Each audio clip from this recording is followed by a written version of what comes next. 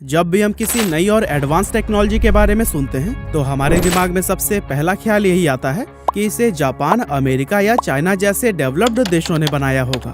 लेकिन आज हमारे भारत के पास भी अपनी खुद की एक ऐसी एडवांस टेक्नोलॉजी मौजूद है जिसे कि पूरी दुनिया भर में ही अडॉप्ट किया जा रहा है, और वो टेक्नोलॉजी है यूपीआई।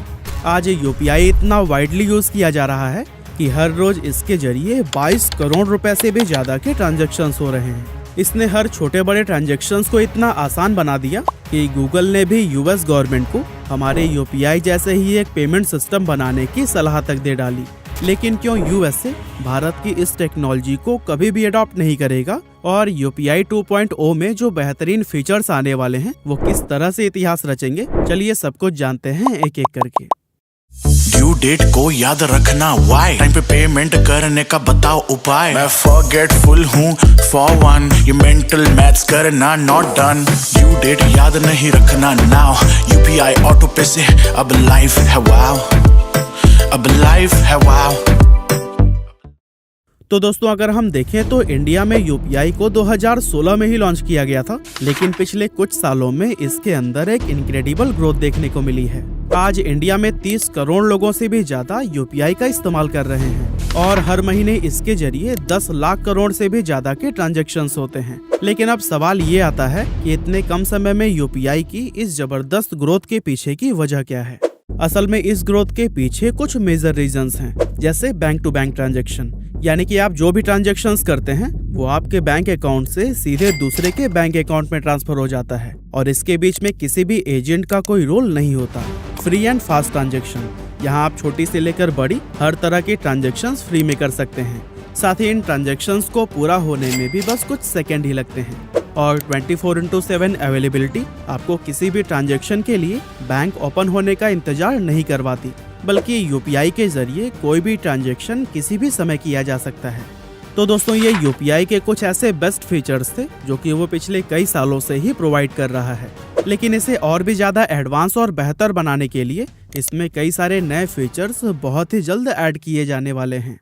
एक्चुअली आरबीआई के गवर्नर शक्तिकांत दास ने यूपीआई के नए फीचर्स के बारे में 19 से 22 सितंबर तक चलने वाले ग्लोबल फिनटेक फेस्ट में अनाउंस किया था। यूपीआई 2.0 के फीचर में सबसे पहला है यूपीआई लाइट, जो कि एक वैलेट की तरह काम करेगा, और इसमें आप मैक्सिमम 2000 रुपए तक रख सकते हैं। यूपीआई लाइट का फायदा ये होगा कि यहाँ से आप छोटे छोटे ट्रांजैक्शंस कर पाएंगे जिनकी मैक्सिमम लिमिट 200 रुपए तक होगी। साथ ही ये ट्रांजैक्शंस आप बिना किसी इंटरनेट कनेक्शन के भी कर पाएंगे, जो कि एक रिवोल्यूशनरी बदलाव है। इसके बाद से दूसरा फीचर है यूपीआई 123, जिसमें आपको बिना स्मार्टफोन और बिना इंटरनेट कनेक्शन के भी मनी ट्रांजैक्शंस की सुविधा मिल जाती है। इसमें आपको अपने फोन से IVR नंबर यानी कि इंटरएक्टिव वॉइस रिस्पॉन्स पर कॉल करना होगा, जिसके बाद से आपके सामने बहुत सारे ऑप्शंस आ जाएंगे, जैसे पैसे भेजने के लिए 1 दबाएं, पैसे मांगने के रिक्वेस्ट के लिए 2 दबाएं, बैलेंस चेक करने के लिए 3 दबाएं, और इसी तरह से कई सारे। अब आप इनमें से अपनी जरूरत के अकॉर्डिंग कोई भी ऑप्शन चुन सकते हैं। मान लीजिए आपको पैसे सेंड करने हैं तो फिर आपको नंबर 1 का ऑप्शन प्रेस करना होगा। उसके बाद से जिस नंबर पर सेंड करना चाहते हैं उसे एंटर करना होगा, फिर आपको जितना भी अमाउंट सेंड करना है वो डालना होगा। इसके बाद से पेमेंट को वेरीफाई करने के लिए आपसे यूपीआई पिन एंटर करने के लिए कहा जाएगा, और इस तरह से पिन एंटर करने के बाद से आपकी पेमेंट सक्सेसफुल हो जाएगी। और दोस्तों ये प्रोसेस इतना आसान है कि कोई भी गांव का अनपढ़ व्यक्ति भी बेहद आसानी से इसका यूज कर सकता है। खैर चलिए अब बढ़ते हैं यूपीआई 2.0 के तीसरे फीचर की ओर, जो कि है यूपीआई प्लस क्रेडिट कार्ड। यानी कि अब ऐसा सिस्टम आने वाला है कि हम अपने यूपीआई से क्रेडिट कार्ड को भी जोड़ सकते हैं। असल में अब तक हमें यूपीआई से सिर्फ डेबिट कार्ड या फिर बैंक को जोड़ने की ही सुविधा मिलती थी, लेकिन UPI plus credit card feature credit card transaction को हद से ज्यादा आसान बना देगा। तो दोस्तों ये थे यूपीआई के कुछ बेहतरीन और एडवांस फीचर्स, जिन्हें देखने के बाद से बहुत से देशों ने इसे अपनाने का फैसला किया है, और इसके लिए कई देशों ने NPCI यानी कि national payment corporation of India के साथ में कॉन्ट्रैक्ट भी साइन की है। NPCI के अकॉर्डिंग आने वाले दिनों में फ्रांस, बेल्जियम, लग्जमबर्ग, स्विट्जरलैंड और नीदरलैंड में यूपीआई ट्रांजैक्शंस की फैसिलिटी अवेलेबल हो जाएगी। इसके अलावा पहले से ही UK, UAE, Singapore, Malaysia, Thailand, Hong Kong, South Korea, Japan और ओमान जैसे कई बड़े देश हमारे इस यूपीआई सिस्टम को एक्सेप्ट कर चुके हैं। लेकिन एक तरफ जहां पूरी दुनिया में हमारे इस टेक्नोलॉजी की जमकर तारीफ हो रही है और दुनिया के सभी बड़े बड़े देश इसको अपना रहे हैं, वहीं एक देश ऐसा भी है जो कि यूपीआई के बारे में बात तक नहीं कर रहा, और वो देश है अमेरिका। लेकिन आखिर ऐसी क्या वजह है कि एडवांस टेक्नोलॉजी के फील्ड में हमेशा 2 कदम आगे रहने वाला यूएस यूपीआई के खिलाफ है?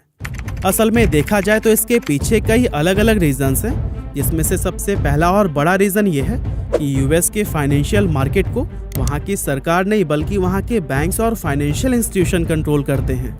और इस वजह से गवर्नमेंट अगर कोई ऐसी टेक्नोलॉजी लोगों के बीच में इंट्रोड्यूस करे जो कि उन्हीं के फाइनेंशियल सिस्टम को हिलाने का दमखम रखती हो, तो ऐसे में ये उनके बैंक और फाइनेंशियल इंस्टीट्यूशंस के लिए खतरा बन सकता है।